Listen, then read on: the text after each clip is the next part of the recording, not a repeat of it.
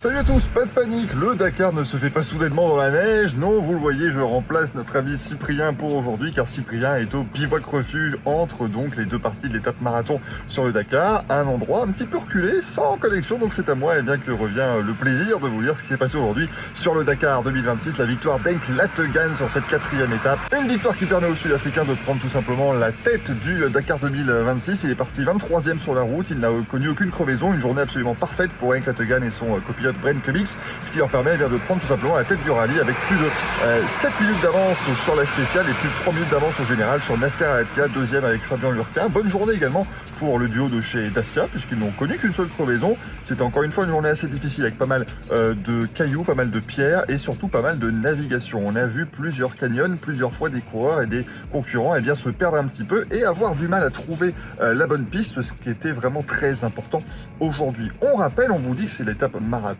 Qu'est-ce que l'étape marathon justement? Les pilotes sont arrivés autour d'Aloula, ils vont de Aloula à Haïl, mais ils seront à Haïl seulement demain. Aujourd'hui, ils dorment dans des tentes sur un bivouac refuge sans assistance globale, c'est-à-dire qu'ils ne sont pas venus ramener leur voiture ou leur moto au bivouac. Par contre, les écuries de pointe qui ont des camions d'assistance, qui sont des camions en fait engagés en course, on en a parlé d'ailleurs sur les réseaux sociaux d'Auto-Endo, ces camions-là peuvent venir porter secours aux équipages de pointe, seulement ils sont en course et ils partent bien plus loin. Donc il va quand même falloir mécaniquer quelques heures tout seul pour ceux qui ont eu des problèmes. On pense notamment à Guillaume de Mélius et Mathieu Baumel, qui eux aussi ont encore une fois perdu plus de 3 heures aujourd'hui à cause d'un problème de direction et d'un problème de cardan. Il a donc fallu réparer ça tant bien que mal pour terminer déjà la première partie de la spéciale, et pour continuer demain, il va falloir encore s'adonner à une petite partie de mécanique au bivouac. Ce ne sera pas le cas de Yazid Al-Raji, le vainqueur de 2025, qui a abandonné tout simplement. Il a terminé sa spéciale sur un camion de remorquage suite à de multiples crevaisons et quelques problèmes mécaniques.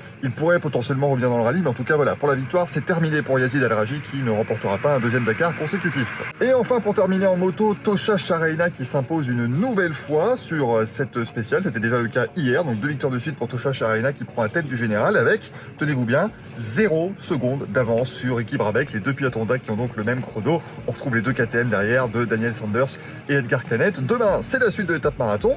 Moi d'ici là, je vais rentrer, me mettre au chaud et on retrouve Cyprien dès demain.